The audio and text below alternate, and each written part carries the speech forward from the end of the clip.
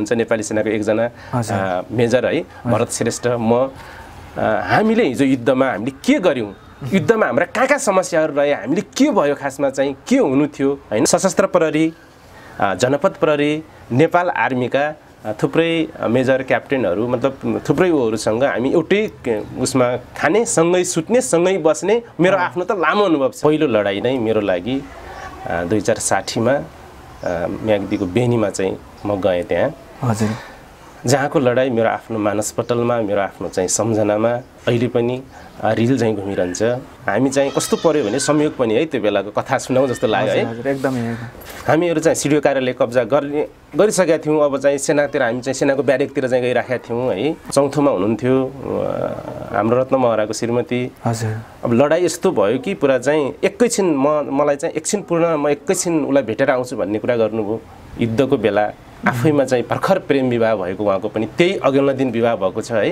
एक दिन मात्रै अगाडि है अघि दिन अगाडि चाहिँ प्रेम विवाह भएको छ उहाँहरूको त्यो विवाहमा अभिभावक नै म भएको छु फेरि उहाँहरूको चाहिँ त्यस्तो खालको चाहिँ एउटा जनवादी विवाह भएको छ है पछि चाहिँ यति चाहिँ डरलाग्दो घटना भयो बिचरा उहाँ पनि अब झन्डै चाहिँ कालबाट बच्नुभयो अब धेरै सिरियस घाइते अवस्थामा उहाँ चाहिँ पछि हामीहरू रिट्रिट भएर माथितिर गयौँ माथिबाट हान्छ है खसाल्छ वरिपरि चाहिँ छर्राहरू पुरा धुलोले चाहिँ केही पनि देखिन्न त्यस्तै गर्दै गर्दै गर्दै माथितिर आयौँ यताको टिम चाहिँ तपाईको पुरै बङ्करमा गएर पुतली झुम्मे जस्तो झुम्मिसक्यो तर अब बिहान स्वाभाविकले पनि अब उज्यालो भइसकेपछि हेलिकप्टरहरू विमानहरू फाइटर विमानहरू जहाजहरू आइसकेपछि स्वाभाविकले देशैभरिको हाम्रो लडाईँमा कुनै पनि हेलिकप्टर र कुनै पनि जहाज फाइटर विमान प्रत्यक्ष हाम्रो अगाडि नै आएर चाहिँ हान्न सक्ने ल्यान्ड गरेर चाहिँ गर्न सक्ने अवस्था त उसको पनि थिएन किनभने हाम्रो आक्रमणबाट पनि थुप्रै क्षति भयो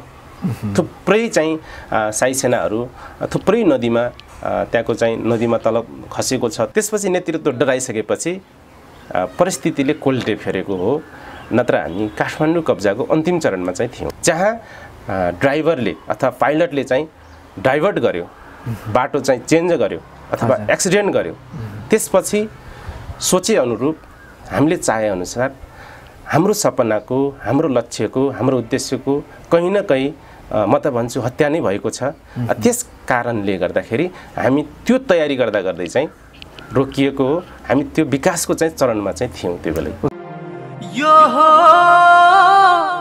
सुनौलो टेलिभिजन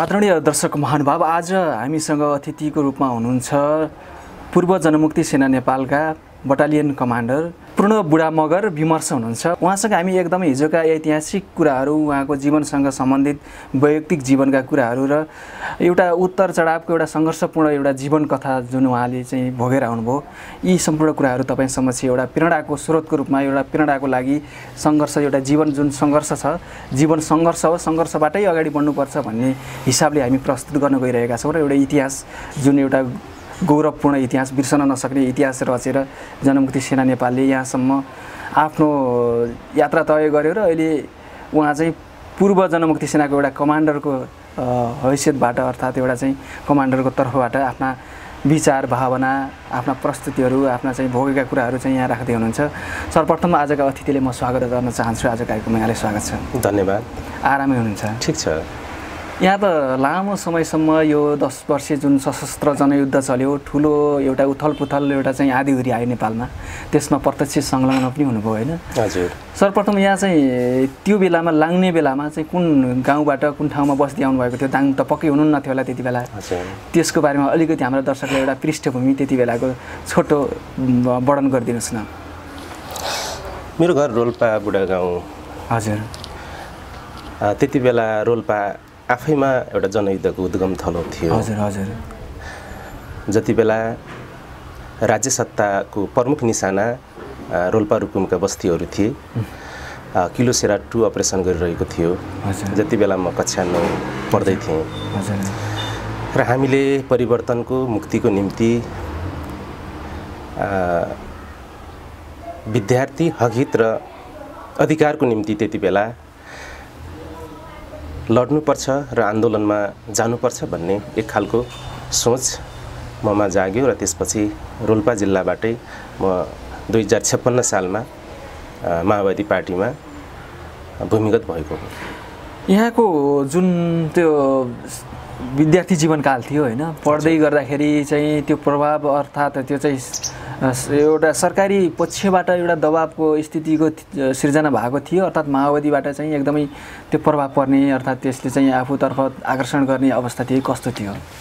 होइन, त्यो बेला माओवादी पार्टीबाट कुनै पनि त्यस्तो खालको दबाव थिएन। राज्य सत्ताका विरुद्धमा एउटा प्रभाव, माओवादीको प्रभाव कस्तो थियो? माओवादीको प्रत्येक गाउँ बस्ती बस्तीमा एउटा आफ्नो सङ्गठनहरू मजबुत बन्दै गइरहेको थियो। तपाईँहरूको विद्यार्थी कालमा? विद्यार्थी त्यो बेलाको अवस्थामा चाहिँ। र हाम्रो म जनजागृति उच्च माध्यमिक विद्यालय जुङ्गामा पढ्थेँ। हजुर। र हाम्रो पनि भित्रभित्रै आन्तरिक रूपमा भूमिगत सङ्गठन बनाउँदै गइरहेका थियौँ। र त्यो बेला त्यो हाम्रो स्कुलमा पनि पुलिस चौकी थियो। जसमा नजिकै थियो कि स्कुलमै? सँगै थियो, पुलिससँग जोडिएको। स्कुलसँग पुलिसको चौकी चाहिँ नजिकै थियो। त्यस्तै हजुरको चाहिँ 50 मिटरको दूरीमा हुँदो हो स्कुलसँग। त्यसपछि हामीहरू बाध्य भएर टार्गेट बन्दै गएपछि चाहिँ भूमिगत भएको हो।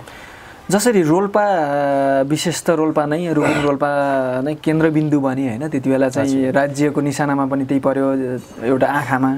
त्यसै गरी माओवादीहरूको प्रभाव त्यहाँ चाहिँ छिटो पर्नुको कारण चाहिँ के भन्यो? खास चाहिँ राज्यको कारण पर्यो, अर्थात् माओवादीको चाहिँ आफ्नो इम्प्रेसन प्रभावले गर्दाखेरि पर्यो त्यस्तो?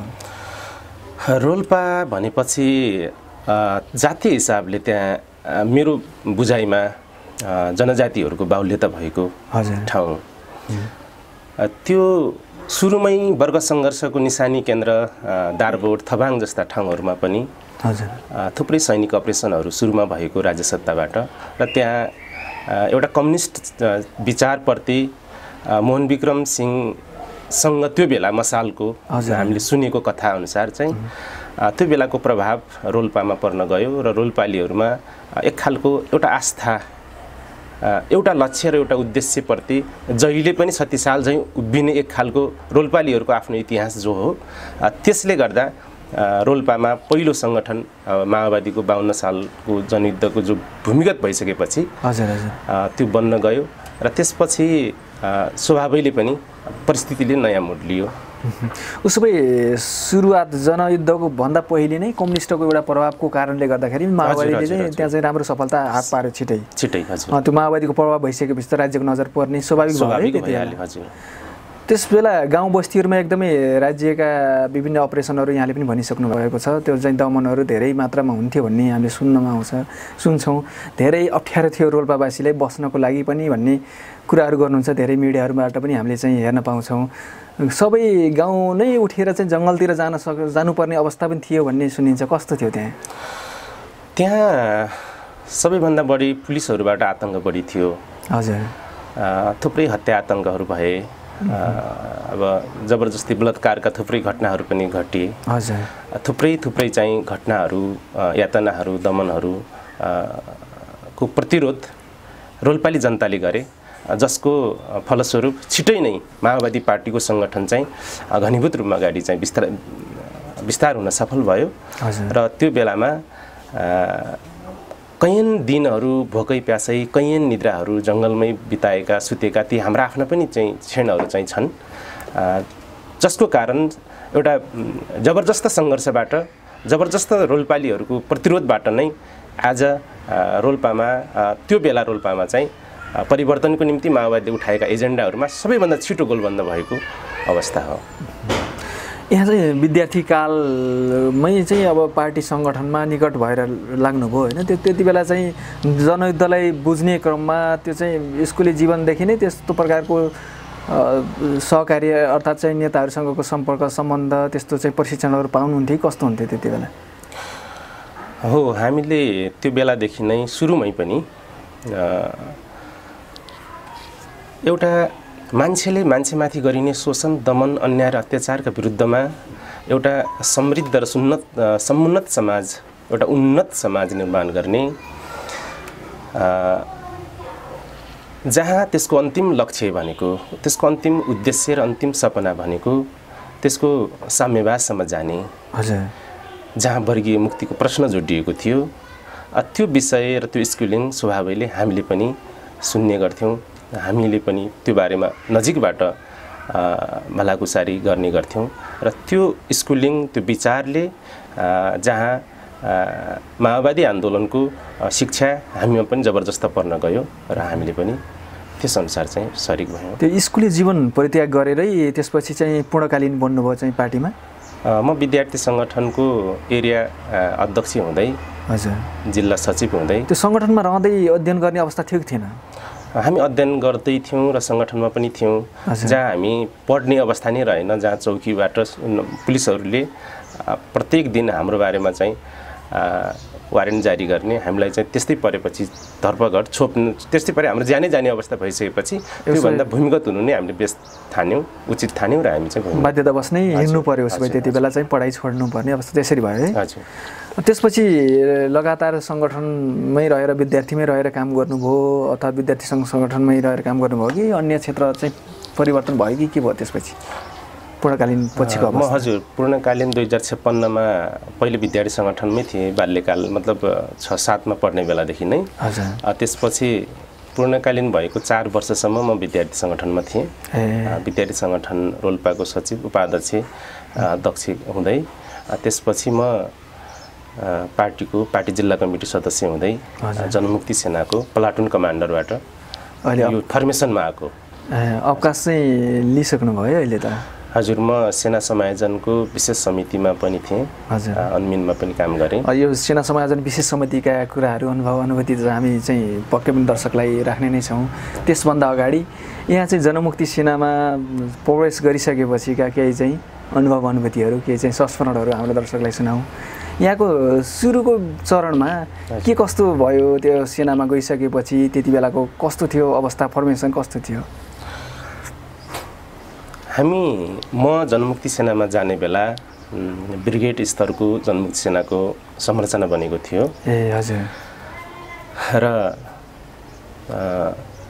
पहिलो म जनमुक्ति सेनामा गइसके पछाडि, फर्मेसनमा आबद्ध भइसके पछाडि पहिलो लडाइँ नै मेरो लागि 2060मा म्याग्दीको बेनीमा चाहिँ गएँ त्यहाँ। हजुर। जहाँको लडाइँ मेरो आफ्नो मानसपटलमा, मेरो आफ्नो चाहिँ सम्झनामा अहिले पनि रिल चाहिँ घुमिरहन्छ। आफैमा एक खालको त्यो लडाइँ नै जिन्दगीको त्यो कस्तो क्षण म अहिले पनि सम्झँदा म आफूलाई पनि अचम्म लाग्छ।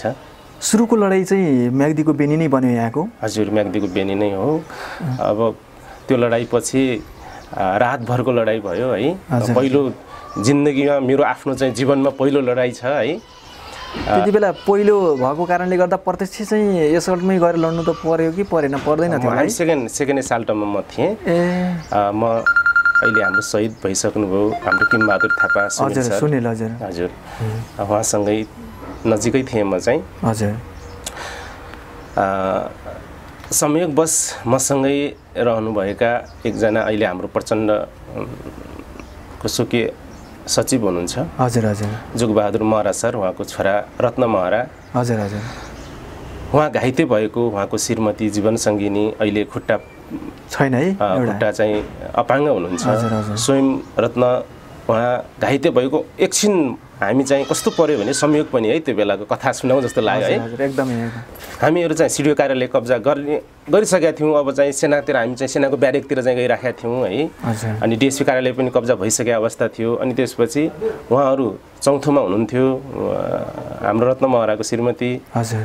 अब लडाइँ यस्तो भयो कि पुरा चाहिँ एकैछिन मलाई चाहिँ एकछिन म एकैछिन उसलाई भेटेर आउँछु भन्ने कुरा गर्नुभयो। युद्धको बेला आफैमा चाहिँ भर्खर प्रेम विवाह भएको, उहाँको पनि त्यही अघिल्लो दिन विवाह भएको छ है।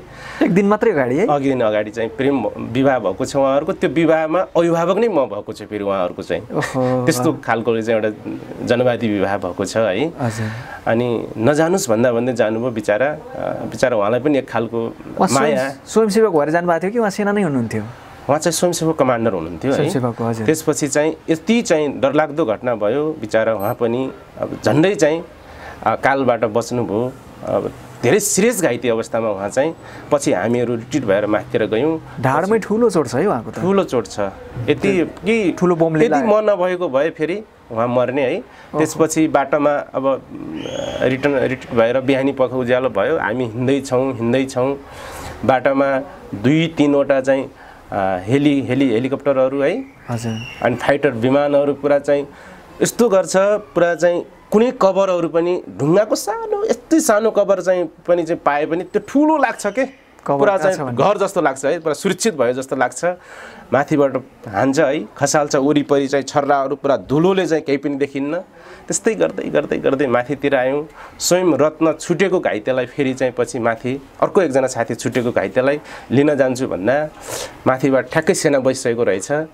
त्यसपछि फेरि त्यो भिरबाट तल गरेर जम्काभेट भएको माथि हेलिकप्टर माथि बसालिसकेको रहेछ माथि उसमा फेरि। त्यस रातमा गइसकेपछि खाली त्यो पानी चाहिँ हजुरको भैँसी खाली बसेको पानी खाँदै है, जिन्दगीका कति क्षणहरू चाहिँ कस्तोसँग आइयो। एउटा चाहिँ उसो भए त्यो म्याग्दीको जुन लडाइँ थियो त्यो पूर्ण रूपमा चाहिँ सफल नभएको भनेर चाहिँ धेरैले सुनाउनु भएको छ, सायद त्यही नै होला होइन, सेनाको चाहिँ ब्यारेक छोडिएको भन्ने कुराहरू थियो, त्यहाँ चाहिँ कब्जा नभएको भन्ने कुरा। जाँदाखेरि तपाईँहरूको यात्रा पनि लामै यात्रा थियो होला सायद होइन, त्यति टाढा पुग्नु पर्ने, कहाँबाट सुरु भयो?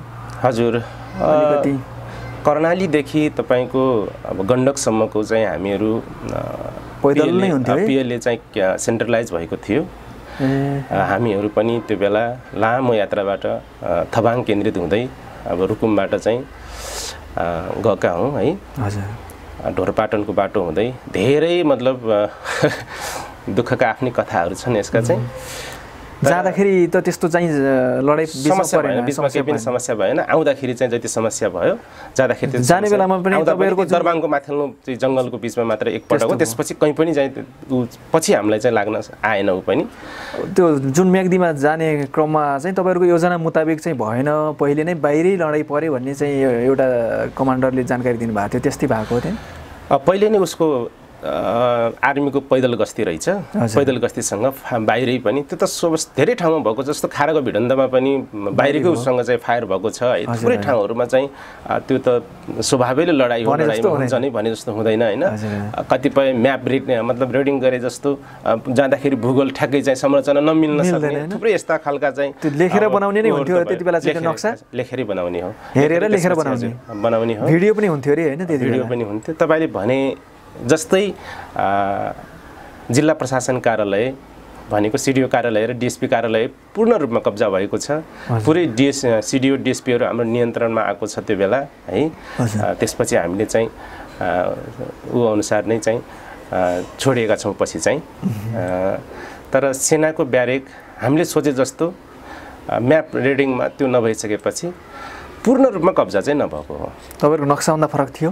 नक्साभन्दा केही फरक भयो, हामीले सोचेभन्दा फरक पर्न गयो।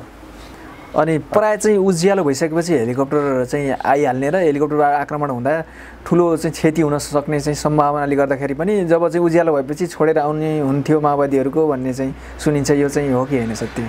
उज्यालो भइसकेपछिको लडाइँ सायद मेरो सम्झनामा रुकुमको खारा नै हो जस्तो लाग्छ। अलि लामो समय उज्यालोमा पनि लडेको चाहिँ है। नत्र चाहिँ धेरै लडाइँहरू छन् जहाँ हामीले रातमा नै सबै कुरा चाहिँ फाइनल फिनिस गर्न पर्थ्यो है। तर अब बिहान स्वभावैले पनि अब उज्यालो भइसकेपछि हेलिकप्टरहरू, विमानहरू, फाइटर विमानहरू, जहाजहरू आइसकेपछि स्वभावैले हामीसँग त्यो व्यवस्था त थिएन। त्यस कारणले गर्दाखेरि काउन्टरमा त हाम्रो त्यो थिएन। त्यस कारणले गर्दाखेरि केही समस्याहरू पर्थ्यो। अनि हामीले चाहिँ मेरो सम्झनामा रुकुमको खारामा बाहेक अन्यत्र चाहिँ त्यसरी उज्यालो हुँदासम्म लडेको चाहिँ त्यस्तो चाहिँ छैन बाहिर हैन। कहाँ हामी कहीँ त हामी पछिल्ला सेनासँगको लडाइँमा योजनाबद्ध लडाइँहरू छन् हाम्रा। जस्तो कृष्णवीरको दिउँसी लडाइँहरू छ, स्वयं हामीहरू लड्न गएका छौँ है। नलप्रासीका थुप्रै चाहिँ सुनोलमा, चोरमाराका, हाइवेका थुप्रै लडाइँहरूमा प्रत्यक्ष दिउँसी लडेका छौँ। ब्यारेक बाहेक बाहिरको लडाइँमा चाहिँ हामी लडेका छौँ, तर ब्यारेकमा चाहिँ दिउँसो लडेको चाहिँ त्यस्तो छैन। हजुर, त्यसरी जसरी चाहिँ हेलिकप्टर अर्थात् त्यति बेलाको चाहिँ हवाई आक्रमण भनौँ, सरकारी पक्षबाट हुने हवाई आक्रमणहरू एकदमै प्रभावकारी र माओवादी सेनाको लागि चाहिँ एउटा प्रतिकूल बन्यो। तपाईँहरूको सेनाले त्यस्तो चाहिँ किन्न सक्ने अवस्था त्यति बेला हुँदैन थियो होला है? होइन, हामीले जनताद्वारा जनतासँग एउटा जनताको मुक्तिको निम्ति गरिएको एउटा वर्गीय युद्ध थियो। हाम्रो हर कुरा जनतासँग सम्बन्धित थियो। राज्य सत्ता जहाँ अमेरिकी साम्राज्यवाद भारतीय विस्तारवादको प्रत्यक्ष निगरानीमा नेपालका राजनीतिक पार्टीहरू नेपालको गभर्नमेन्ट सरकार सत्ताले बनाइएका संरचनाहरू र त्यसको फोर्टिफिकेसनबाट गरिएका चाहिँ स्वचालित हतियारहरूसँग लड्ने कुरा आफैमा चान्चुने कुरा त थिएन। त्यसको प्रतिरोध तपाईँले भने जस्तै त्यसको काउन्टरका निम्ति जहाजै किनेर मतलब सबै चाहिँ गरिहाल्ने अवस्था चाहिँ त्यो खालको विकास युद्ध स्तरमा चाहिँ हामीले लैजान नसकेको कुरा चाहिँ सत्य हो। जसरी एउटा हेलिकप्टर चाहिँ सरकारी पक्षले त दुर्घटना भएर चाहिँ खस्यो भन्ने कुरा पनि आयो। पछिल्लो चरणमा आन्दोलनको चाहिँ समयमा एउटा सर्लाहीमा चाहिँ एउटा खसालेको भन्ने चाहिँ थियो। तपाईहरुकै सेनाले चाहिँ खसालेको थियो। हाम्रै जनमुक्ति सेनाले खसालेको। त्यसपछि हवाई आक्रमण अलि कम गर्यो भन्ने चाहिँ पहिले पनि यस्तो छ। पहिले पनि तपाईको देशैभरिको हाम्रो लडाईमा कुनै पनि हेलिकप्टर र कुनै पनि जहाज फाइटर विमान प्रत्यक्ष हाम्रो अगाडि नै आएर चाहिँ हान्न सक्ने ल्यान्ड गरेर चाहिँ गर्न सक्ने अवस्था त उसको पनि थिएन। किनभने नजिकबाट आएपछि त हाम्रो आक्रमण थुप्रै हाम्रो चाहिँ जीपीएमजी एलएमजीबाट चाहिँ कहिले पनि नजिक उसमा पर्न बित्तिकै त ऊ पनि ढलिहाल्छ, ऊ पनि खसिहाल्छ। त्यसकारणले त्यस्तो चाहिँ परिस्थिति ऊ पनि संवेदनशील चिज हो। त्यसकारणले ऊ पनि त्यसरी चाहिँ झ्याप्पै आइहाल्ने हेपेर बसिहाल्ने अवस्था त उसको पनि होइन। धेरै टाढाबाट चाहिँ अब तै पनि माथिबाट हान्दाखेरि कतिपय ठाउँहरू जस्तो हाम्रो सुनिल सरको शहादत हुनुको कारण पनि त्यही हो नि। टाढाबाट भयो केही एकाध त्यस्तो प्रभावकारी चाहिँ थिएन। फेरि जसरी चाहिँ त्यो हवाई आक्रमणलाई चाहिँ निस्तेज पार्ने हतियारहरू हुन्छन्, एन्टिक्राफ्ट हतियार भन्छ के भन्छ होइन सैन्य भाषामा होला त्यसको आफ्नै त्यस्ता हतियारहरू लिने सम्भावना थियो होला। तर चाहिँ त्यो सम्मको विकास त्यति बेला भएको थिएन है। यस्तो थियो छोटो समयमा एउटा डिभिजन स्तरको सैन्य संरचना निर्माण गरेर नेपालमा मात्र नभएर संसारभरिका क्रान्तिकारीहरूको निम्ति संसारभरिका सबै प्रगतिशील आम जनताको निम्ति यो धरतीभरिका आम चाहिँ नागरिकहरूको निम्ति एउटा नयाँ नेपालबाट सगरमाथाको देशबाट क्रान्तिको झन्डा उड्दैछ। सगरमाथाको देशबाट एउटा जनमुक्ति सेनाले प्रत्यक्ष लडाइँका डरलाग्दा र अचम्मका मोर्चाहरूमा चाहिँ विजय हासिल गर्दैछ भन्ने एउटा सन्देश दिने कुरा आफैमा पनि चान्चुने कुरा थिएन। हजुर जब लडाइँले एउटा परिस्थिति एउटा मोड लिँदै थियो परिस्थिति हाम्रो चाहिँ हामीले हाम्रो जनमुक्ति सेनाले हाम्रो सपना हाम्रो उद्देश्य हाम्रो विचार र हाम्रो लक्ष्य मुताबिक जहाँ हामी जाँदै थियौँ यात्रा गर्ने दौरानमा मैले पटक पटक भन्ने गर्छु कि समुद्री ज्वार भाटा आँधीहुरी र सन्नाटाहरूलाई चिचोल्दै गन्तव्यमा पुर्याउने क्रममा जब चालकको कारणले गाडी दुर्घटना पर्छ अर्थात् त्यो जहाज दुर्घटना पर्छ अनि सबै यात्रुहरू अलपत्र पर्छन् र सिद्धिन्छन्। नेपालको क्रान्तिमा जे भएको छ त्यस कारणले जहाँ ड्राइभरले अथवा पाइलटले चाहिँ डाइभर्ट गर्यो बाटो चाहिँ चेन्ज गर्यो अथवा एक्सिडेन्ट गर्यो त्यसपछि सोचे अनुरूप हामीले चाहे अनुसार हाम्रो सपनाको हाम्रो लक्ष्यको हाम्रो उद्देश्यको कहीँ न कहीँ म त भन्छु हत्या नै भएको छ। त्यस कारणले गर्दाखेरि हामी त्यो तयारी गर्दा गर्दै चाहिँ रोकिएको हो। हामी त्यो विकासको चाहिँ चरणमा चाहिँ थियौँ त्यो बेला। उसमा त्यो पनि सम्भावना थियो सम्भावना छ क्रान्तिमा। यो जसरी तपाईहरुले एउटा चाहिँ AK-47 भन्ने चाहिँ अत्याधुनिक हतियार लिनु भएको थियो त्यसै गरी लिन सम्भव थियो। त्यो पनि समयको विकास क्रममा त्यो सम्भव थियो। त त्यो परिस्थिति नआउँदै चिजले अर्को बाटो मोड्लियो। परिस्थिति अर्कै बाटोमा मोडिसकेपछि त चिज आज जे देखिराख्नु भएको छ स्थिति त यही त नेतृत्वबाटै अब त्यो बाटो मोड्ने चाहिँ भित्रीबाट सोच आइसकेको रहेछ सबै त्यति बेला। हो अहिलेको अवस्थामा आउनलाई त्यति बेलादेखि नै अब चाहिँ यो बाटो अब मोडौँ भन्ने नै सोच भएर रहेछ है। आज मैले अतीतलाई फर्केर हेर्दा कहिलेकाहीँ जनयुद्धमा जसरी तपाईले अघि भने जस्तै म जहाँ जन्मिएँ रोल्पा रुकुमका ती इमानदार र सिधा क्रान्तिकारी जनताले आफ्नो बलिदानको चाहिँ सङ्घर्षको जो गौरवपूर्ण इतिहास कायम गरे राखे जसरी जिन्दगीमा आफ्नो मतलब युद्धमा आफ्नो ज्यानको प्रवाह नगरिकन मुक्ति र परिवर्तनको निम्ति जसरी शरीक भए त्यो अनुसार नेतृत्वले त्यो लक्ष्य र उद्देश्यलाई जहाँ लैजानु पर्थ्यो बिच बाटैमा रोकिएको हो भन्ने कुरामा दुई मत छैन। यहाँले चाहिँ बेनीको चाहिँ अहिले दर्दनाक कुरा चाहिँ जसरी उठाउनु भयो अनि त्यति बेला चाहिँ धेरैले भन्नुहुन्छ त्यहाँ हवाई आक्रमणले चाहिँ बिचमा धेरै क्षति भयो, फर्किँदाखेरि पनि त्यहाँ पनि प्रत्यक्ष लड्दाखेरि पनि क्षति धेरै नै भयो।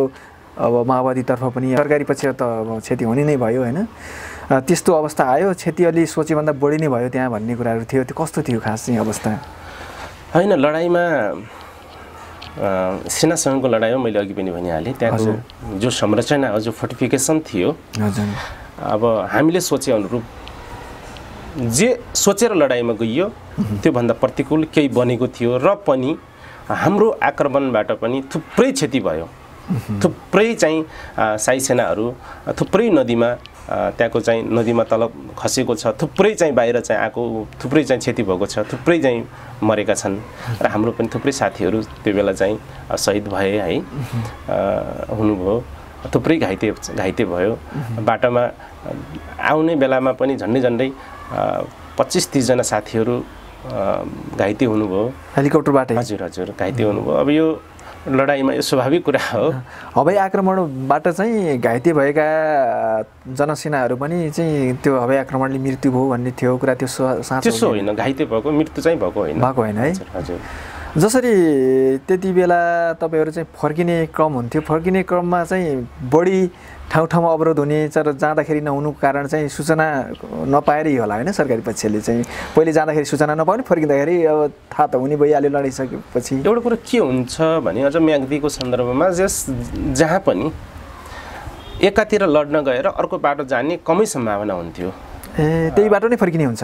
परिस्थिति बाटो नै त्यस्तै खालको, अब नेपाल आफैमा पनि भूगोल यस्तो छ है, त्यो व्यवस्थापन पनि त्यही अनुसारको हुन्छ होला। त्यही खालको त्यही अवस्था त्यो बेला चाहिँ कहीँ एकाध बाहेक प्राय ठाउँहरूमा अब ठुल्ठुलो लडाइँहरूमा गाह्रो छ नि। यस्तो म्याग्दीको बेनीमा हानिसकेपछि उता पर्वततिर जान पनि नसकिने, बागलुङतिर जान पनि नसकिने है, फर्किनु त उतै पर्यो, एउटै बाटो छ, यतै ढोरपाटनतिर फर्किनु पर्यो। सामग्रीहरू पनि त्यो बिचमा छोड्नु भए पनि थियो होला, त्यो खाने बस्नेको व्यवस्था होइन। हजुर त्यसकारण फर्किनु पर्यो।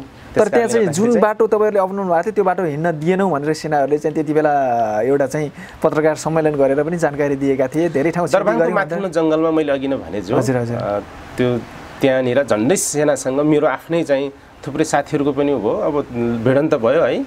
दरबाङको माथिल्लो चाहिँ जङ्गल एउटा टापु छ माथि, दरबाङ भन्ने बेनीकै के भन्छ म्याग्दीकै जो दरबाङ भन्ने एउटा छ बजार छ, त्योभन्दा माथि टापुमा चाहिँ बसाल्यो।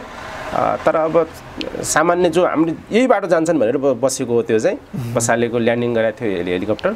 तर त्यसले खासै त्यति ठुलो चाहिँ क्षति गर्न सकेन। तपाईँहरूको बाटो मोड्नु पर्ने, बाटो चेन्ज गर्नुपर्ने चाहिँ भएको चाहिँ भएन। सेनाले चाहिँ उसो भए त्यो पत्रकार सम्मेलनमा साँचो बोलेको कुरा सही होइन है, साँचो बोलेन होइन। त्यसपछि पनि अब उहाँ जसरी अलिकति त्यो बेनीको कुरा, त्यहाँ चाहिँ पहिलोचोटि ब्यारेक आक्रमणमा 81 प्रयोग भएको भन्ने कुरा थियो, जो चाहिँ भर्खरै मात्रै चाहिँ एउटा बित्नु भएको छ अग्नि बुवा भनेर चाहिँ तपाईँहरूले भन्नुहुन्थ्यो। सायद चाहिँ हामीले उहाँसँग पनि कुराकानी गरेका थियौँ, हाम्रो च्यानल पनि छ उहाँसँगको चाहिँ आफ्नो अनुभूति होइन। भर्खरै बित्नु भएको छ, उहाँले चाहिँ बेनीमा पहिलो आक्रमण गऱ्यौँ, पहिलोचोटि चाहिँ हाम्रो प्रहार भयो भन्नुहुन्थ्यो 81। त्यसको प्रभावकारिता कस्तो भयो? एकजना म्याग्दीको प्रभात बुवा भन्ने हुनुहुन्थ्यो है। हजुर, बागलुङको पनि हुनुहुन्थ्यो एकजना उहाँसँगै। हजुर, बागलुङको सरी है, बागलुङको। अनि प्युठानको हाम्रो चाहिँ अग्नि उहाँहरू चाहिँ इन्डियन आर्मीबाट रिटायर चाहिँ भइसकेपछि माओवादी जनयुद्धमा आउनुभएको थियो। धेरै मिडियाले पनि चर्चा चाहिँ धेरै भयो उहाँको मृत्युपछि। अब बाँच्दासम्म त खासै मान्छेले सम्झिँदैन है। एकदम सही कुरा हो। जब मृत्यु भयो धेरै मिडियामा चाहिँ प्रयोग जो उहाँहरू त्यो बेला त्यही उसमै हुनुहुँदो रहेछ है, 81 उसमै चाहिँ उहाँको लामो अनुभव रहेछ। अब हामीहरूलाई पहिलो पटक चाहिँ प्रयोग गर्न उहाँहरूबाटै प्रयोग गर्ने चाहिँ म्याग्दीमा पहिलोचोटि प्रयोग भएको थियो।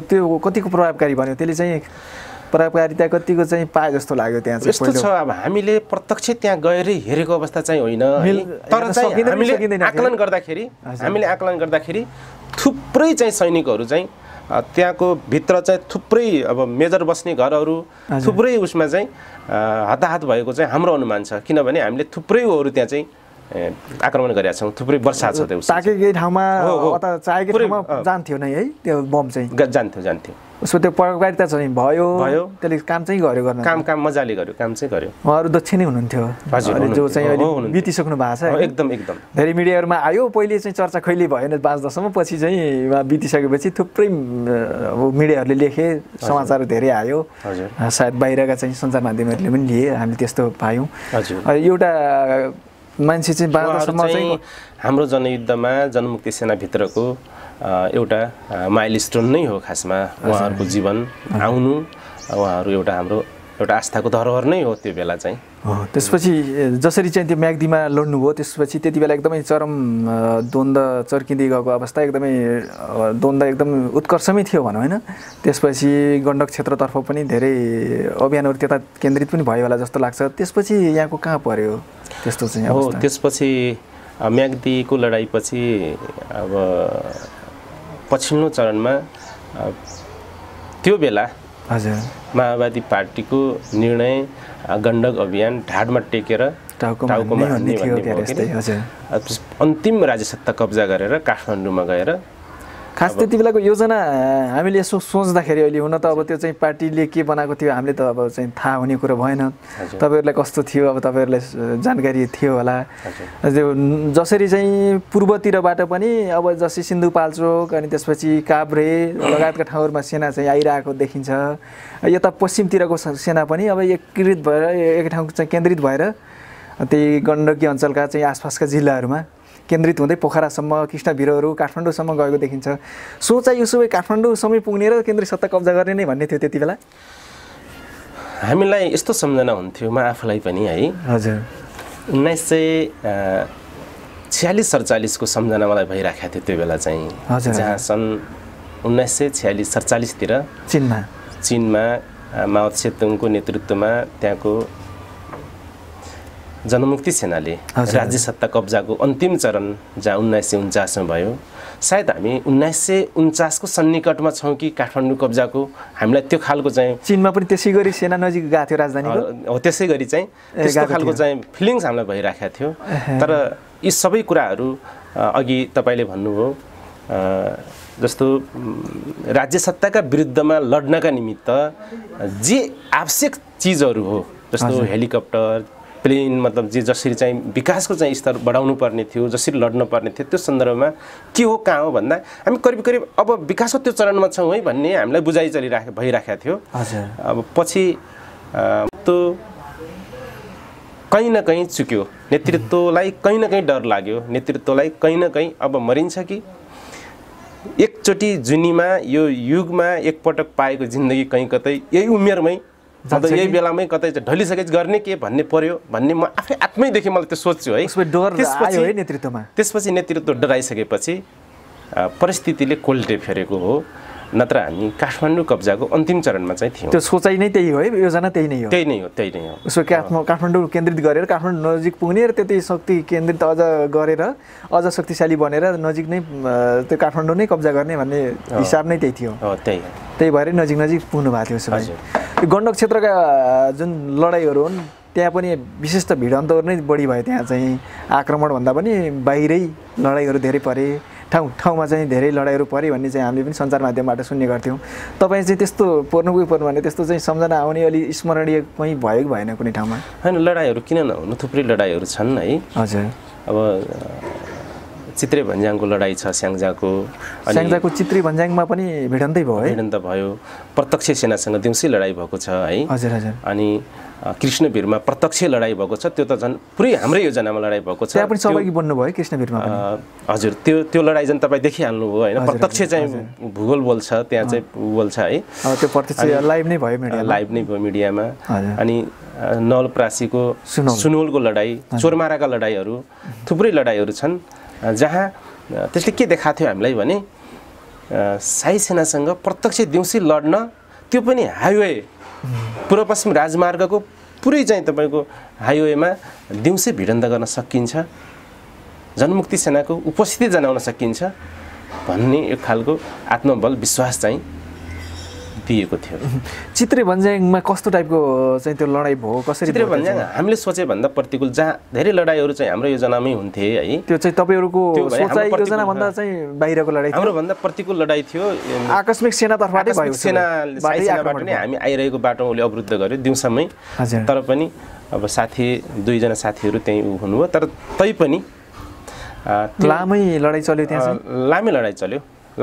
तर पनि उसले चाहिँ पारेको एम्बुसबाट पनि हामीले उसलाई चाहिँ गरेर हामी आफ्नो गन्तव्यमा जान सफल भयौँ। एम्बुस चाहिँ सेनाबाट पनि एम्बुस थाप्ने हुन्थ्यो कि हुँदैन थियो त्यति बेला? सेनाले एम्बुस थापेको त्यसरी एम्बुसै थाप्ने अवस्था चाहिँ थियो। ब्यारेक नजिक त हुन्थ्यो होला है? किन उसले आफ्नो पेरिफेरीमा त राख्ने भयो, बाहिर आएर एम्बुस थाप्ने? किनभने अब त्यो कहाँबाट जाँदैछन् भने थाहा हुँदैन, पब्लिक उबाट हामी कहाँ सूचना आइहाल्थ्यो, सम्भव थिएन। उसो भए त्यो चित्रे भन्ज्याङमा तपाईँहरू चाहिँ एम्बुस राखेर बसिरहनु भएको अवस्थामा आकाशमा आएको? हामीहरू त्यो बाटो हुँदै कतै जाँदै थियौँ। त्यो जुन बाटो जाने बाटो उसले चाहिँ जानकारी पाएपछि पाल्पातिर जाँदै थियौँ। हजुर पाल्पातिर जाँदै गर्दाखेरि चाहिँ स्याङ्जामै हाम्रो खासमा त्यो टिम चाहिँ रोल्पाको के भन्छ यो कस्तो नाम मलाई आएन है, जस रोल्पाबाट समथिङ रोल्पाबाट रोल्पाको यो उवाबाट सेरमबाट रोल्पाको सेरमबाट चाहिँ गण्डक जाँदै थियौँ हामी चाहिँ। गण्डक तपाईँको स्याङ्जा क्रस गरेर चित्रे भन्ज्याङ हुँदै स्याङ्जा क्रस गरेर पाल्पा नदी तरेर पाल्पा जाने बेलामा चाहिँ भएको भिडन्त थियो। बिचमा चाहिँ सेनाले आएर बाटो अवरोध गरेको कि कस्तो भयो? हजुर, सेनाले आएर बाटो अवरुद्ध गर्यो। त्यसपछि अवरोध भइसकेपछि तपाईँहरू फर्किनु भएन? त्यहाँ चाहिँ क्रस गरेर अगाडि बढ्यौँ। लडाइँ भएपछि पनि तपाईँहरू बाटो क्रस गरेर हामी आफ्नो गन्तव्यमा लाग्यौँ। उसो भए त्यहाँबाट फर्किनु पर्ने अवस्था चाहिँ भएन। त दिउँसै थियो तैपनि हामी त्यहाँबाट को चाहिँ गयो पहिले चाहिँ? अब कसले छोड्यो त्यो बाटो? होइन, हामी आफ्नो बाटो लाग्यो, हामी पनि आफ्नो बाटो लाग्यो। उसले पनि हामीलाई आक्रमण गर्न सकेन, हामी त किनभने आफ्नो गन्तव्यमा जानु। उसमा त्यति धेरै अवरोध गर्न पनि चाहेन। त्यस्तो भयो है त्यहाँ चाहिँ? चाहेर पनि सकेन। अनि जसरी सुनवलमा चाहिँ दिउँसैका लडाइँहरूका चाहिँ भिडियोहरू पनि छ होइन? त्यसै गरी त्यहाँ चाहिँ गाडीहरू चाहिँ आगो लगाइदिइराखेको, बख्तरबन्द गाडीहरू, त्यसपछि आर्मीका हरियातिनी चाहिँ ट्रकहरू भनौँ न, तिनीहरू पनि चाहिँ आगो लगाइरहेको चाहिँ दृश्यहरू अझै पनि छन् च्यानल युट्युबहरूमा चाहिँ हेर्न पाइन्छ होइन? ती चाहिँ लडाइँहरू त्यसरी दिउँसो लड्दाखेरि र रातमा लड्दाखेरिका चाहिँ अनुभूति त पक्कै फरक हुन्छ होला। त्यो छापामार तरिकाले अलि आकस्मिक लड्दाखेरि हुने सफलता हो कि त्यो कस्तो खालको सफलता हो? त्यो यो छापामार लडाइँ र मोर्चाबद्ध लडाइँ अलिकति फरक चाहिँ स्वभावले हुन्छ है। हजुर, तपाईँहरू छापामारमा सफल, अलिकति मोर्चाबद्धमा असफल भन्यो भने यो चाहिँ कस्तो होला? यो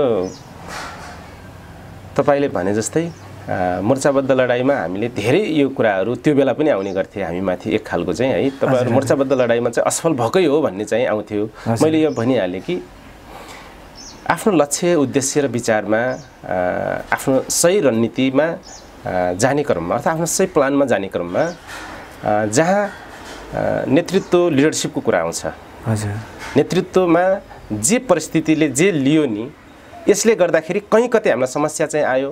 तर हामीमा जो जनमुक्ति सेनाको मेन चाहिँ टिम छ, हजुर, त्यो टिममा कहिले पनि अब स्वभावैले रात र दिउँसोमा हुने केही प्रतिकूलताहरू त स्वभावैले हुने भए छापमार लडाइँ लड्ने जति सजिलो छ, मोर्चाबद्ध लडाइँ लड्ने त्यति गाह्रो छ, त्यति अप्ठ्यारो छ है। सुतेले भने जस्तै अथवा उसले भने जस्तै जति खोजमा त्यो यदि खोजमा हालिदिने हो भने, फौजलाई खोजमा हालिदिने हो भने जे अवस्था छ, जहाँ बाहिर हुँदाखेरिको लडाइँको चाहिँ बाहिर हुँदाखेरि प्रत्यक्ष खोजमा तपाईँको चाहिँ खाल्डोमै हालिदिइसकेपछि त्यो फरक हुन्छ। लडाइँ चाहिँ लडाइँको अनुभूतिहरू, लडाइँका ऊहरू चाहिँ सिस्टमहरू त फरक स्वभावैले हुने भए होइन। तर मोर्चाबद्ध लडाइँमा पनि हामीलाई त्यति प्रतिकूल भएको जस्तो मलाई लाग्दैन। जसरी खारामा यहाँहरू चाहिँ अलि लामो समय लड्नुभयो होइन, त्यहाँ चाहिँ एकदमै ठुलो चाहिँ एउटा तपाईँहरूको अपेक्षा सहित त्यहाँ चाहिँ जित्नुपर्छ, एउटा चाहिँ राजा ज्ञानेन्द्रले पनि एउटा चाहिँ च्यालेन्ज गरेको भन्ने चाहिँ सुनिन्छ। र त्यहाँ चाहिँ तपाईँहरूको नेतृत्वमा अर्थात् विशेष त सैन्य नेतृत्वमा भनौँ न विवाद थियो, विवादको कारणले पनि त्यहाँ चाहिँ क्षति वा उपलब्धि भएन, तपाईँले जित्न सक्नु भएन।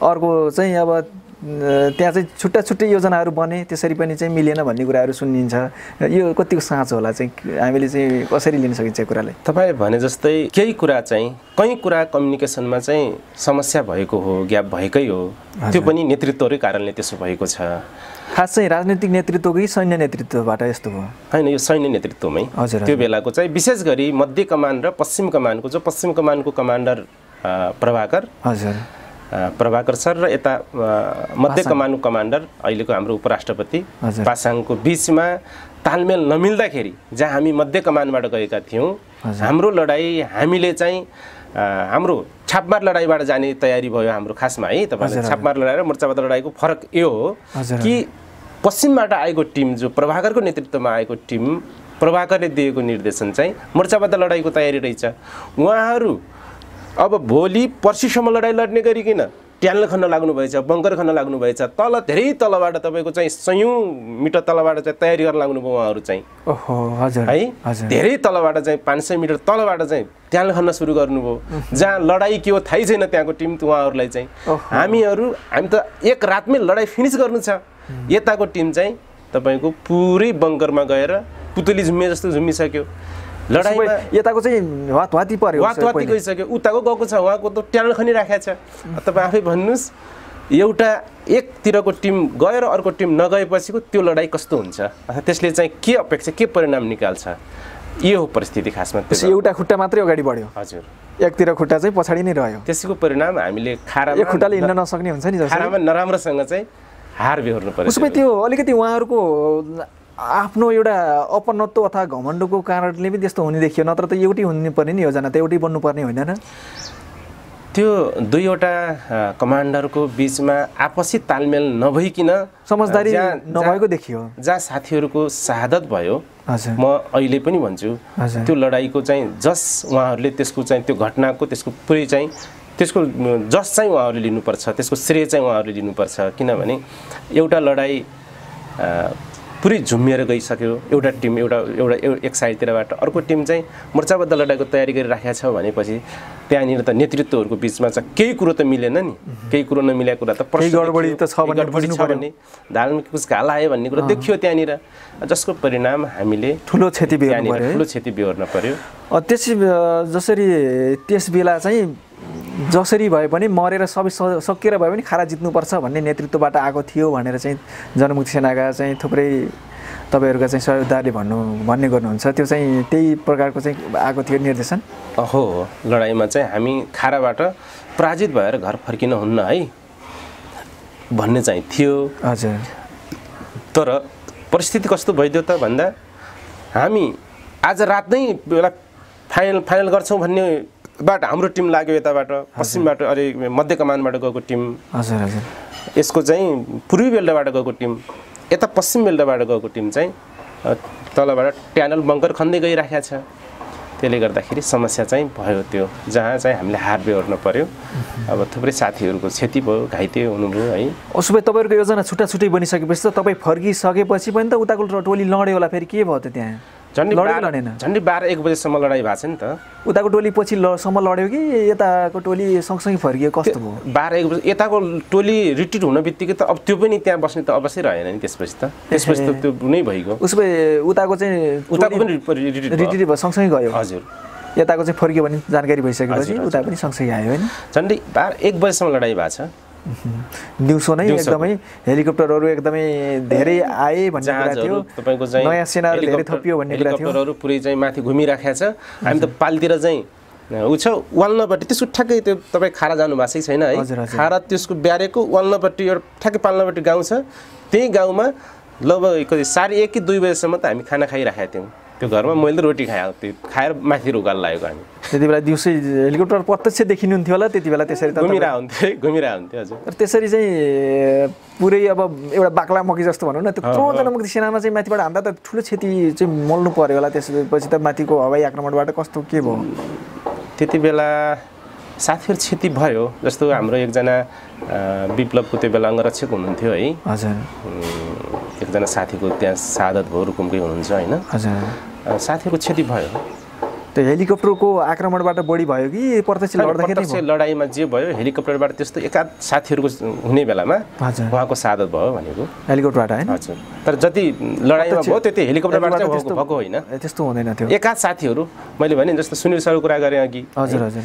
अब उहाँको विप्लव सरको चाहिँ अङ्गरक्षकको कुरा गरेँ मैले हजुर हजुर अनि यहाँ चाहिँ यसरी ठुला ठुला सङ्घर्षहरूबाट यति चाहिँ अब त्यो मर्ने र बाँच्नेको ठेगानै नहुने त्यो लडाइँ होइन त्यो चाहिँ ज्यानको त अब त्यति बेला सायद माया गरेनन् होला नै भन्ने चाहिँ अनुमान गर्न सकिन्छ किनकि त्यति बेला चाहिँ ज्यानको माया हुन्थ्यो भने त को चाहिँ त्यो आगोमा हाम फाल्थ्यो होला र त्यस्तो अवस्थाबाट शान्ति प्रक्रिया हुँदै अहिलेसम्म आइपुग्नु भयो यो चाहिँ संयुक्त राष्ट्रसङ्घको चाहिँ जुन मिसन थियो अनमिनमा रहेर पनि यहाँले चाहिँ काम गर्नुभयो होइन अलिकति यो पछिल्ला चाहिँ अनुभवहरू सँगाल्दाखेरि यहाँले चाहिँ त्यो पछिल्लो यो सेना समायोजन विशेष समितिको मातहतमा रहेर काम गर्दाखेरिको अनुभूति कस्तो रह्यो हामी अहिले उपराष्ट्रपति हुनुहुन्छ हाम्रो नन्दकिशोर पासाङ हजुर सम्माननीय उपराष्ट्रपति हुनुहुन्छ हजुर पासाङ उहाँको नेतृत्वमा जेएमसीसी बनेको थियो हजुर त्यसमा पनि छोटो समय काम गरियो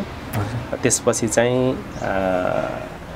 नेपालमा 12 बुँदे सम्झौता भइसकेपछिका घटनाक्रम नेपालमा शान्ति सम्झौता विभिन्न चरण उपचरणका चाहिँ उहरूले जे परिस्थिति निम्त्यायो त्यसपछि घुम्दै घुम्दै घुम्दै जाँदाखेरि अब सेना समायोजन विशेष समितिसम्म बन्न पुग्यो है त्यो सेना समायोजन विशेष समितिमा पनि म आफै छु माओवादी पार्टीबाट चाहिँ जनमुक्ति सेनाबाट म त्यहाँनिर चाहिँ म गएँ उता नेपाली सेनाको कर्नेल नेपाली सेनाको मेजर नेपाल प्रहरीको एसपी डिएसपी है इन्सपेक्टरसम्मको चाहिँ उ राखेको थियो त्यसमा काम गर्दाखेरि अब मुख्य मकसद भनेको चाहिँ कुनै पनि पक्षले अब द्वन्द्वरत ठाउँहरूमा अथवा द्वन्द्वग्रस्त क्षेत्रमा कुनै पनि पक्षबाट चाहिँ शान्ति सम्झौता उल्लङ्घन नहोस् प्रमुख त यसको चाहिँ मिसन त त्यही नै हुने भयो त्यसपछि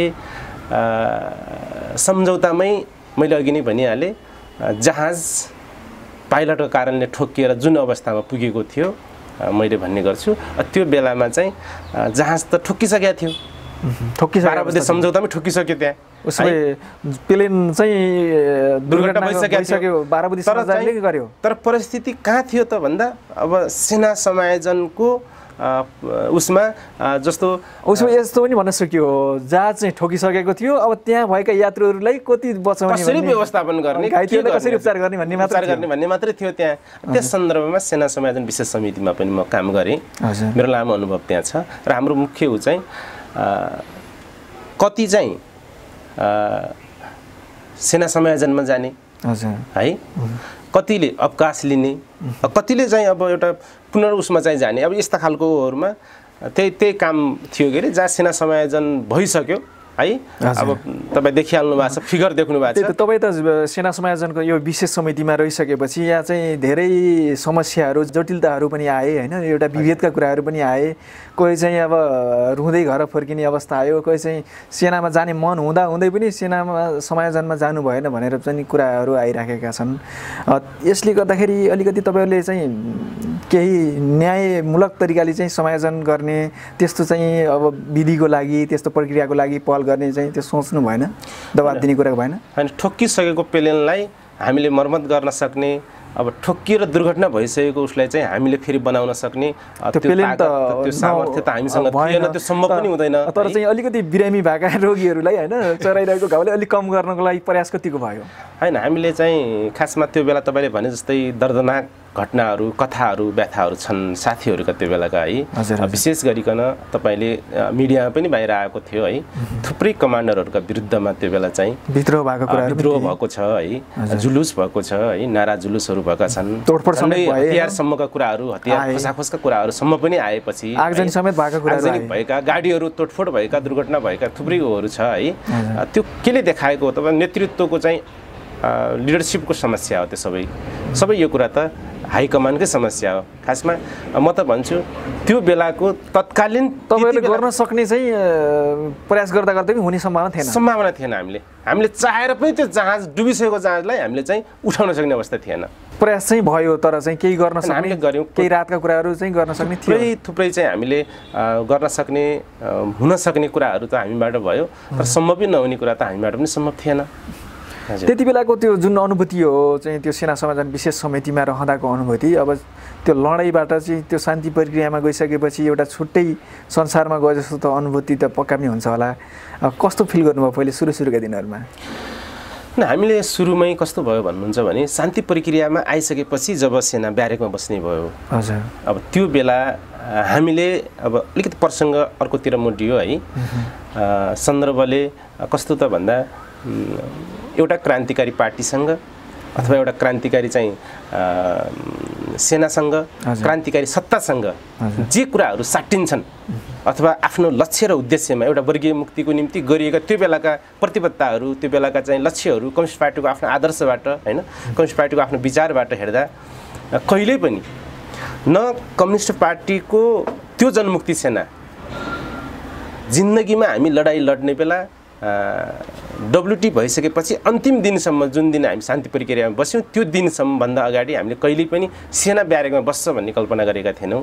सेना ब्यारेकमा बस्नु भनेकै त्यसपछि प्रतिक्रान्ति त्यसपछि क्रान्तिकारी धारबाट चाहिँ भुत्तियो भन्ने हाम्रो बुझाइ हो हजुर हामीले गरेको स्कुलिङ हाम्रो प्रतिबद्धता त्यही थियो हुन पनि अस्त्रो बस्कीको एउटा भनाइ छ नि त हजुर जब कविहरूका अथवा दार्शनिक साहित्यकारहरूका उत्तम विचारहरूले विदा पाइसकेपछि त्यो भित्र उनीहरूभित्र जतिसुकै क्रान्तिका ज्वालाहरू त निके तापनि निस्तेज अंगार जस्तो कालो हुँदो रहेछ भने जस्तै चिज त त्यही देखा पर्ने हो आखिर अन्त त हैन त्यो त त्यहाँ पनि लागु त्यही हुने हो खासमा तर जे भयो खैर शान्ति प्रक्रियामा पार्टी गइसकेपछि सेना गई त्यहाँ मतलब सेनालाई त्यहाँ ब्यारेकमा हुलिसकेपछि जो हामीले जे गर्यौं फेरि पनि हामीले आफ्नो तर्फबाट कहीं कतै फेरि पनि बचाउन सकिन्छ कि बच्न सक्छ कि भन्ने हिसाबले हामीले थुप्रै प्रयास नगरेको होइन थुप्रै मतलब आफ्नो सल्लाह सुझाव नदिएको होइन थुप्रै आफ्ना असहमतिहरू नराखेको होइन हाम्रा फरक मतहरू दर्ज नगरेको होइन थुप्रै गरेको हो बचाउनलाई थुप्रै कोसिस गरेको हो है त्यसपछि यति हुँदा हुँदै पनि नेपाली सेनाको मेजरहरू है म स्वयं भन्ने हो नि त अहिले जन उहाँ क्यानाडामा हुनुहुन्छ नेपाली सेनाको एकजना मेजर है भरत श्रेष्ठ म हामीले हिजो युद्धमा हामीले के गर्यौं युद्धमा हाम्रा कहाँ समस्याहरू रहे हामीले के भयो खासमा चाहिँ के हुनु थियो हैन भनेर गफ गर्दै जाँदाखेरि तपाईको साँझबाट उज्यालो हुँदासम्म रातभर नसुतेर गरेका थुप्रै दिनहरू छन् थुप्रै रातहरू छन् हेर्नुस् है थुप्रै मतलब भलाकुसारी अथवा एउटा सामिप्यता हो त्यो एउटा भावना साटासाट गर्ने सन्दर्भमा त्यहाँसम्म पनि हुन्थ्यो कि उसो भए सेनातर्फ पनि हैन पछि त अब नेपाली सेना बन्यो सेनातर्फका चाहिँ कमान्डरहरुसँग पनि बसेर तपाईहरुको चाहिँ एकदम सौहार्दपूर्ण ढंगले कुराकानी सौहार्द किनभने हाम्रो त एउटा मिसनमा थियौं माओवादी पार्टीले हामीलाई एउटा मिसनमा खडाएको थियो त केही पनि थिएन त्यति बेला कुनै पनि केही हुँदैन थियो उनीहरुले पनि मलाई राम्रोसँग रेस्पेक्ट गरेर है हाम्रो आदरणीय दाइ भनेर सम्मान गर्थे हामीहरु एउटै गाडीमा म आफैले ड्राइभिङ गर्थे हाम्रो एउटै गाडीमा हामी कहिले बुटोल कहिले नारायणघाट हाम्रो आफ्नो चाहिँ उसमा जान्थ्यौं धेरै रमाइला गफहरू हुन्थे थुप्रै चाहिँ अब भावना कुराहरु साटासाट हुन्थ्यो एउटै मेसमा खाना खान्थ्यौं है एउटै घरमा सुत्थ्यौं उसो भए अलिकति बुझ्ने मान्छेहरुमा त्यो प्रकारको चाहिँ त्यो एउटा आक्रोश अथवा चाहिँ त्यो भनौं न एउटा चाहिँ हुन्छ नि पहिलेको द्वन्द्वको एउटा घाउ भनौं न एउटा चाहिँ त्यो चाहिँ सोचाइ त्यो चाहिँ तल्लो लेभलमा मात्र देखिने माथि चाहिँ बुझ्नेहरुमा त्यस्तो समस्या हुँदै रहेछ उसो भए त्यो चाहिँ हामीलाई त्यो देखायो है किनभने म आफ्नो चाहिँ मैले आफ्नो त्यो युद्ध भर्खर हामी शान्ति प्रक्रियामा आइसकेपछि ब्यारेकमा बस्दाखेरि जहाँ जो विशेष समितिमा रहँदाखेरिको मेरो आफ्नो अनुभवमा सशस्त्र प्रहरी जनपद प्रहरी नेपाल आर्मीका थुप्रै मेजर क्याप्टेनहरु मतलब थुप्रै उहरुसँग हामी एउटै उसमा खाने सँगै सुत्ने सँगै बस्ने मेरो आफ्नो त लामो अनुभव छ उसमा त्यस्तो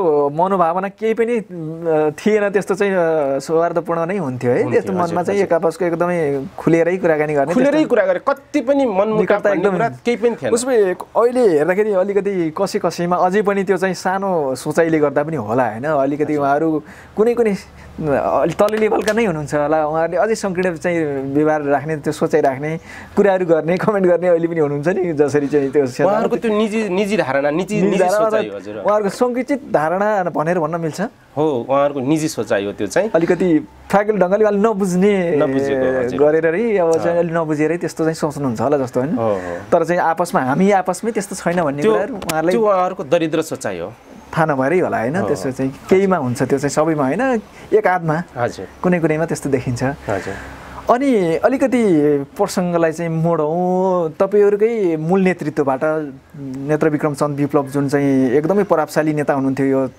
आधार क्षेत्र भनिन्थ्यो त्यति बेला सायद होइन विशेष आधार इलाका भनेर पनि भनिन्थ्यो के भनिन्थ्यो यसै गरेर यो क्षेत्रको चाहिँ उहाँ चाहिँ कमान्ड गर्नुभयो उहाँले चाहिँ राजनीतिक रूपमा धेरै चाहिँ एउटा कार्यकर्ता माझमा जनता माझमा भिजेको नेता भनेर पनि धेरैले बुझ्नु हुँदो रहेछ चिन्नु हुँदो रहेछ उहाँ चाहिँ छुटेर अर्थात् अझ त्योभन्दा अगाडि नै चाहिँ अब वैद्यसँगै उहाँहरू हुनुहुन्थ्यो त्यसरी चाहिँ पार्टी फुट्यो मूल नेतृत्व नै फुट्यो दुई ठाउँमा विभाजन भयो चिरा पर्यो होइन अहिले चाहिँ अझ उहाँहरूले अझ अलग बाटो लिनु भएको छ अझै जोखिमपूर्ण यात्रामा हुनुहुन्छ उहाँहरू यो अवस्थाले हेर्दा निहाल्दाखेरि तपाईँहरूले हेर्दाखेरि जसरी चाहिँ जहाज दुर्घटना त भइसक्यो फेरि अर्को जहाज बनाएर अगाडि बढ्छौँ भनेर चाहिँ उहाँहरू अर्कै बाटोबाट लाग्नु भएको छ त्यसै गरी चाहिँ अब होइन हामी त अर्को जहाजमा चढ्ने हो भनेर चाहिँ नयाँ जहाजको यात्रा तय गरिरहनु भएको छ हाम्रो चाहिँ मूल नेतृत्व प्रचण्ड लगायतको चाहिँ टोली उतातिर नेकपामा चाहिँ एकीकृत पनि भयो एउटा चाहिँ पार्टी पनि बनाइसक्नुभयो नेकपा भनेर एमालेमा भनौँ होइन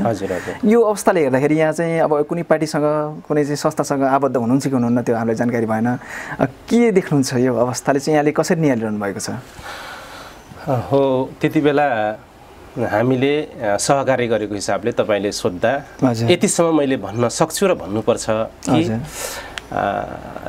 तत्कालीन लुम्बिनी धौलागिरीका केही क्षेत्र र राप्ती साबिकको राप्ती अञ्चललाई मिलाएर एउटा त्यो बेला आधार इलाका बनाएको थियो त्यो आधार क्षेत्रको इन्चार्ज विप्लव हुनुहुन्थ्यो त्यति बेलाको सङ्गठन निर्माणको आफ्नो एक खालको संरचना र उहाँले गर्ने नेतृत्व हामीले हेर्दाखेरि एउटा चाहिँ भरोसायोग्य नेतृत्व हो आजको दिनमा उहाँले लिएका बाटाहरू उहाँले लिएको सपना उहाँले लिएको उद्देश्य र विचार ले के गरिरहेको छ र के पार्ला त्यो भविष्यले जनाउने कुरा हो है म त्यो पार्टीको सदस्य पनि होइन तर यतिसम्म भन्न सकिन्छ कि क्रान्तिमा कसैले नेतृत्वले धोका दिँदैमा फेरि पनि अर्को नेतृत्व जन्मिन्छ किनभने समय त गतिशील छ र समाज परिवर्तनशील छ यो ब्रह्माण्डमा हरेक वस्तुको जन्म हुन्छ र नष्ट हुन्छ त्यसको ठाउँमा नयाँ वस्तुको जन्म हुन्छ त्यसकारणले हामीले उहाँहरूले यदि विप्लव नभए पनि फेरि पनि जरुर क्रान्तिको जबसम्म वर्ग रहन्छ तबसम्म वर्ग सङ्घर्ष चलिरहने कुरा र जबसम्म जनता उत्पीडनमा परिराख्छन् तबसम्म आफ्नो मुक्ति र परिवर्तनको निम्ति आन्दोलन चलिरहने कुरा जबसम्म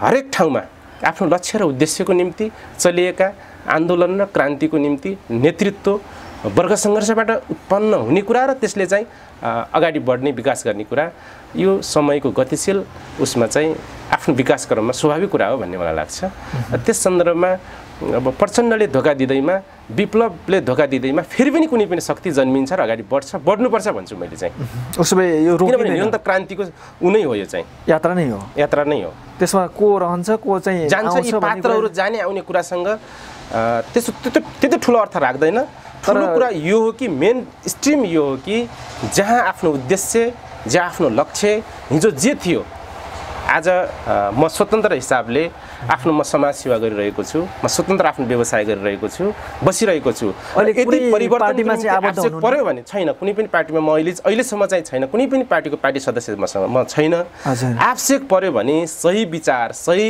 मतलब नीति सही योजना आउने हो भने म यो भन्छु कि हामी जस्ता म जस्ता कुनै पनि देशभरि छरेर रहेका थुप्रै हिजोका हतियार पड्काएर हजुर विद्रोहमा समाहित भएका थुप्रै शक्ति अहिले पनि छ, थुप्रै साथीहरू अहिले हामीहरू देशको पूर्वदेखि पश्चिमसम्म उत्तरदेखि दक्षिणसम्मका हजारौँ साथीहरू अहिले पनि हाम्रो कुराहरू हुन्छ, अहिले पनि भलाकुसारी हुन्छ, अहिले पनि हामी रिजर्भमा छौँ कि त्यो शक्ति जुन बेला जहाँ पनि पड्किन सक्छ, जुन बेला जहाँ पनि चाहिँ मेन कुरामा जहाँ कि तपाईँको विध्वंस अराजक होइन यस्तो गतिविधिमा, किनभने सबै कुरा बुझेको छ नि त, तर सही हिसाबले सही लक्ष्य र उद्देश्य को सही विचारको सही सिद्धान्तको चाहिँ पक्षमा जरुर आउँछ।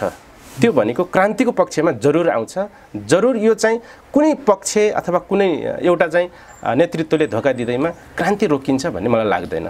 उसो भए यो समय र भविष्यले बताउँछ। उसो भए यो पटक पटक नेपालमा परिवर्तनको लागि भनेर सङ्घर्षहरू धेरै पटक भए होइन, प्रत्येक 10-15 वर्षमा चाहिँ यस्ता चाहिँ परिवर्तनको लागि सङ्घर्षहरू चर्किने गरेका छन् भनेर पनि हामीले भनेको सुनेका छौँ। धेरै व्यक्तिहरूले राजनीतिक चाहिँ नेतृत्व गर्नेहरूले भन्नुहुन्छ। उसो भए अर्को चरणको चाहिँ आन्दोलन फेरि चाहिँ चर्किने सम्भावना पनि देख्न सकिन्छ उसो भए? किनभने नेपालको अवस्था जे अहिले चाहिँ सिनमा जे देखिरहेको छ, नेपालको अवस्था जे देखिरहेका छौँ तपाईँ हामीले, यो अवस्था आज झन् योभन्दा त हिजो राजतन्त्र धेरै गुणा ठिक थियो भन्ने कुरा त आज प्रत्येक जनबोलीले प्रश्न पारिरहेको छ नि त। त्यो धारणा आइरहेको छ। हामीले यत्रो बलिदान गरेर प्राप्त गरेको, यत्रो आन्दोलनको त्यो आँधीबेहरीबाट उत्पन्न भएको गणतन्त्र, हजुर यत्रो आन्दोलनको चाहिँ त्यत्रो चाहिँ बलिदानबाट त्यत्रो चाहिँ सङ्घर्षबाट प्राप्त भएको आजको सत्ता के निश्चित मुठ्ठीभर मान्छेहरूले आफ्ना मुठ्ठीभर नेता र कार्यकर्ताहरू आफ्ना निश्चित मुठ्ठीभर आफन्तहरूलाई आलिसान महलमा 84 व्यञ्जन खानामा र चाहिँ सुख शैलमा ती मान्छेहरू मात्रै आफ्नो चाहिँ 4 पुस्ता 5 पुस्ता पुग्ने गरी कमाउनको निम्ति मात्रै गरिएको युद्ध र क्रान्ति थियो त भन्दा त्यस्तो त होइन नि त। हामीले चाहेको जस्तो, हामीले चाहिँ सोचे जस्तो, हामीले खोजे जस्तो खोजेको हिजोको जनयुद्धले चाहिँ जनयुद्धको म्यान्डेट अथवा हामीले गरेको युद्धको चाहिँ उद्देश्य र लक्ष्य त यो थिएन। त्यस कारणले जसरी त्यो लक्ष्यको, जसरी त्यो सपनाको हत्या भयो, फेरि पनि अर्को नयाँ सपना देख्ने, अर्को चाहिँ उद्देश्य र फेरि नयाँ चाहिँ खास निरन्तर क्रान्ति र सर्वहारा वर्गको वास्तविक मुक्तिको निम्ति लडाइँ लड्ने पार्टी, त्यो सङ्गठन, त्यो सेना, त्यो सत्ता जरुर चाहिन्छ, जसले त्यसको नेतृत्व कुनै पनि बेला त्यो समयको माग परिस्थितिले आफै निर्धारण गर्दै जान्छ र त्यो बेलामा आवश्यक पर्यो भने हामी जस्तै रहेका तमाम देशका थुप्रै शक्तिहरू यो आफै एउटा विचार र सिद्धान्तको उसमा जान्छ भन्ने मलाई लाग्छ। उसो भए जसरी अहिले चाहिँ जनयुद्धको जुन एउटा चाहिँ घाउ हो त्यो अझै आलै छ, यो घाउ पुरिँदै गयो भने कुनै दिनमा फेरि एउटा नयाँ चाहिँ जुन पिँढी हो फेरि चाहिँ उठ्छ भन्ने जन्मिन्छ भन्ने लाग्छ है तपाईँलाई? जन्मिन्छ, हजुर। किनभने यो त विज्ञानसम्मत कुरा हो, यो त प्रकृतिको नियम हो। यो कसैले छेकेर सूर्यलाई हत्केलाले छेकेर त रोकिन्न नि त, यो त आफ्नो प्रक्रियामा त जान्छै जान्छ होइन। दिनपछि रात हुने कुरा र रातपछि फेरि दिन हुने कुरा त स्वाभाविक कुरा हो जस्तो लाग्छ।